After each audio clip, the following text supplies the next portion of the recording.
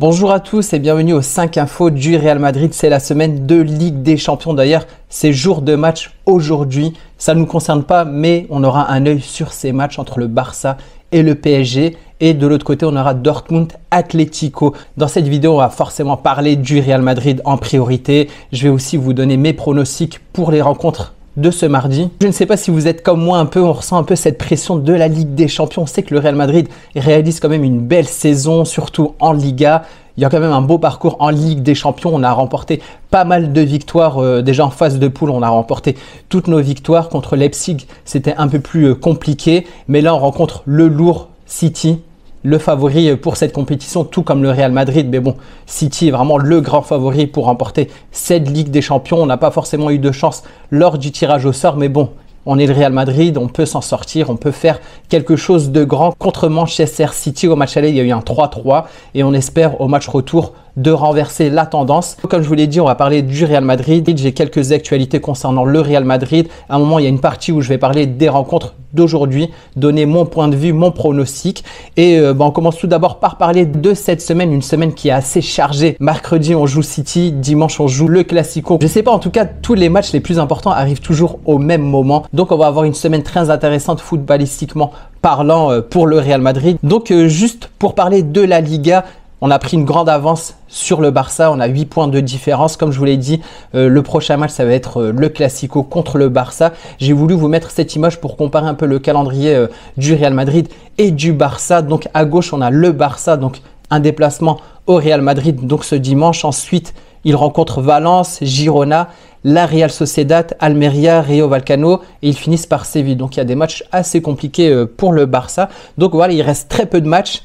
Avec l'avance qu'on a, normalement, on devrait s'en sortir pour remporter cette Liga. Mais bon, il faudra aussi passer par ce match du Classico et pas perdre ce match, surtout pour la notoriété, on va dire, ne pas perdre à Bernabéu contre le grand rival. Du coup, concernant le calendrier du Real Madrid, donc on a le Classico qui arrive. Ensuite, on se déplace sur le terrain de la Real Sociedad, puis à la maison contre Cadiz. Puis après, on se déplace contre un club dont je me souviens plus trop. Je vois pas ce que c'est, mais n'hésitez pas à me dire en commentaire si vous connaissez ce club-là, rouge et blanc. J'ai oublié le nom de ce club.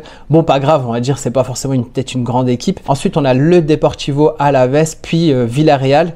Et on finit par le Betis Séville. Je vous ai dit qu'on allait parler de ces rencontres d'aujourd'hui. Il y aura Barça PSG, Dortmund Atlético, donc des gros matchs retour, en sachant que le Barça l'avait emporté au PSG au Parc des Princes 3-2 et l'Atlético aussi avait gagné chez eux, je crois que c'était 2-1.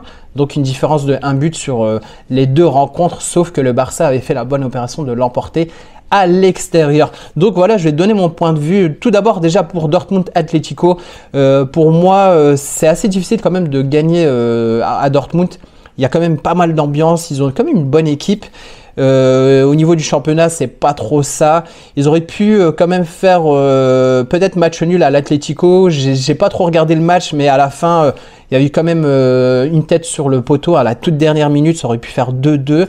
Et globalement aussi, l'Atlético aurait pu marquer aussi plusieurs buts, puisque je crois l'homme du match, enfin celui qui avait une très très bonne note et qui figurait dans le 11 type de la semaine, était le gardien de Dortmund, Kobel, je crois qu'il s'appelle comme ça. Donc Dortmund, je pense qu'au match retour, vont gagner. Je pense qu'ils vont gagner, mais juste avec une différence de 1 but. Je vois bien une prolongation entre Dortmund et Atlético, surtout que l'Atlético, à l'extérieur, a vraiment du mal au niveau de leur match. À l'Atlético, à domicile, c'est très fort. Ils ont gagné plusieurs matchs. Ils ont même démontré contre le Real qu'il fallait se méfier de cette équipe à domicile. À l'extérieur, ils prennent pas mal de buts. Donc, je dirais quand même une victoire de Dortmund. Je pense que ça va aller en prolongation. Et en prolongation, je pense qu'à Dortmund, avec le mur jaune, le 12e homme, le stade, je pense que l'Atlético pourra pas passer. Donc, pour moi, le pronostic, c'est que Dortmund l'emporte et se qualifie en prolongation.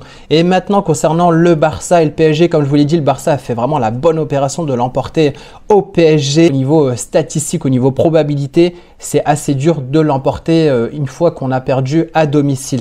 Bon, c'est pas forcément un gros score, c'est juste une différence de 1 but, mais quand même, un but, c'est quand même quelque chose. Le Barça à la maison, bon, ils jouent pas au Camp Nou en ce moment, c'est au Montjuïc. Donc ils ont retrouvé quand même leur niveau. Depuis que Xavi a annoncé son départ, je trouve que le Barça joue mieux. Et de son côté, le PSG, pour moi, le défaut du PSG, je dirais, c'est plus les compos que fait des fois Luis Enrique, parce que là j'ai regardé la composition du match aller. Franchement, elle m'allait pas. Après, je regarde de temps en temps les matchs du PSG. Je suis pas supporter du PSG, donc j'étais surpris qu'il n'y avait pas Zahir Emery au milieu du terrain. Pour moi, c'est vraiment lui qui faisait quand même cette différence et qui apporte du bien dans ce milieu de terrain. J'aurais aimé voir Mbappé associé avec Barcola. En tout cas, je trouve qu'au niveau offensivement, ils avaient vraiment du mal. Et Mbappé, il est vraiment passé à travers ce match. Donc globalement, il récupère Hakimi au match retour. Donc je pense que Hakimi sur ce côté droit, ça va vraiment apporter du bien au PSG. Je pense que ça va apporter un peu plus de soutien à l'attaque au niveau du côté de Dembélé. Donc je pense vraiment que le PSG, je vois pas le PSG perdre et je les vois pas aussi gagner. Donc moi je vois bien un match nul. Donc match nul veut forcément dire une qualification du Barça. Donc je vois bien une sorte de 1-1, 2-2 Barça PSG et je vois même peut-être une victoire à la fin du Barça parce qu'en cas de match nul, je vois bien Luis Enrique faire une tactique un peu plus offensive, faire rentrer on va dire du Gonzalo Ramos, du Kolo Muani s'il n'est pas sur le terrain et je pense qu'ils vont essayer de pousser à la fin et que le Barça peut les surprendre avec des contre-attaques, avec du Fermin Lopez, du João Félix, du Lamine Yamal. Au niveau rapidité, au niveau offensif, le Barça est quand même très fort dessus. En plus, à domicile, je ne les vois pas perdre. Donc pour moi, qualification du Barça, match nul ou petite victoire du Barça. Et en demi-finale, on aurait du coup un Barça Dortmund. Et sur les journées du mercredi, donc le City Real, je ferai une autre vidéo où on analysera un peu plus de près. Je donnerai ma compo pour ce match et mon pronostic. Sinon, concernant le Bayern et Arsenal, donc pour moi, je vois vraiment une qualification du Bayern. Même si Arsenal a quand même une belle équipe, ils ont perdu leur première place du championnat ce week-end dernier. Donc là, c'est quand même un coup dur. Je pense que ça va quand même rester dans leur tête le fait d'avoir laissé cette première place à City. Il reste très peu de matchs. On est en fin de saison, donc peut-être que City gagnera cette première ligue. Donc tout a réussi un peu à City ce week-end dernier avec leur victoire en championnat, le match nul qu'ils ont fait contre le Real qui est quand même une belle opération pour eux et le fait de retrouver cette première place. Donc je pense coup dur pour Arsenal. Le Bayern n'a plus que la Champions League à jouer. Le Bayern historiquement en Ligue des Champions, ils ont remporté plusieurs Ligues des Champions et je pense que le Bayern va se qualifier et rencontrera le vainqueur entre City et le Real Madrid. Mais ça, on en parlera dans une autre vidéo. N'hésitez pas à me dire en commentaire ce que vous voyez, vos pronostics pour ces matchs. J'ai trouvé aussi une info intéressante. Ça concerne Mbappé et les Jeux Olympiques. Donc, on sait que Mbappé a cette envie de jouer les Jeux Olympiques. C'est à Paris.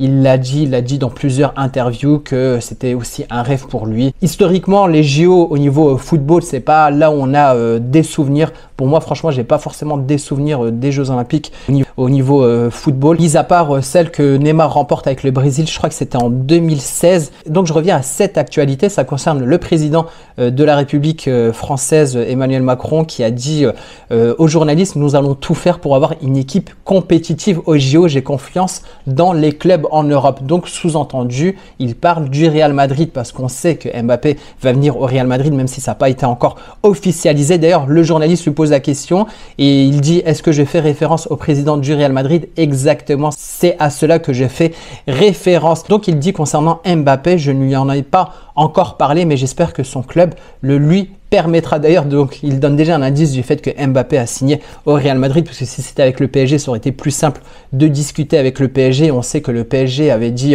qu'il laisserait Mbappé éventuellement jouer les Jeux Olympiques. Là où ça va poser problème, c'est que déjà d'une, c'est pas Emmanuel Macron qui va décider si Mbappé fera les Jeux Olympiques ou pas. Il ne pourra pas mettre de pression au Real Madrid et on sait que le Real Madrid a été très clair. Le fait aussi que cette année, il y ait l'Euro et les Jeux Olympiques, ils ne veulent pas que les joueurs disputent ces deux compétitions. Donc, mis à part l'Euro qui est une compétition FIFA dont les joueurs vont la disputer, donc les Jeux Olympiques, on n'a pas forcément cette obligation de faire participer leurs joueurs. Donc, ça dépendra de la direction du Real Madrid. On veut aussi qu'il soit là pour l'avant-saison du Real Madrid. On sait que le Real Madrid se déplace aux États-Unis, qu'il y a quand même de l'argent en jeu et on veut aussi préparer cette saison au mieux. Donc on aura du Hendrick et on veut aussi Mbappé pour mieux préparer le début de saison. Donc je finis cette vidéo par parler de la liste des convoqués. J'y reviendrai dessus lors aussi de ma vidéo analyse. Juste pour souligner aussi que Tchouaméni fait partie de l'effectif. On sait que Tchouaméni est suspendu pour ce match retour. On veut ramener toute cette force du Real Madrid. On veut ramener tous les joueurs présents, tous les joueurs qui ont contribué.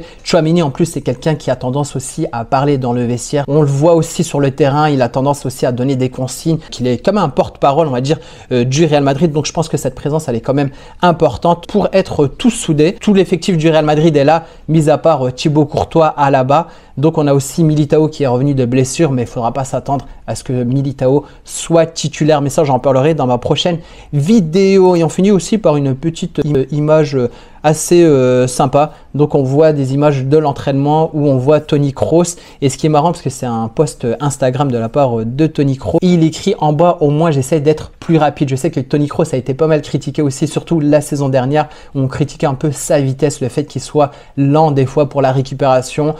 Toni Kroos a vraiment un rôle important au Real Madrid. Quand on a la possession du ballon, c'est là où il excelle. Après, quand on joue sur une équipe qui a plutôt la possession du ballon, là, Toni Kroos a un peu plus de mal. Mais en tout cas, on le voit s'entraîner. Il essaye d'être un peu plus rapide, comme il le dit. Et on souhaite aussi un grand Toni Kroos pour le match retour. On aura vraiment aussi besoin de l'équipe au complet, de l'équipe au top niveau.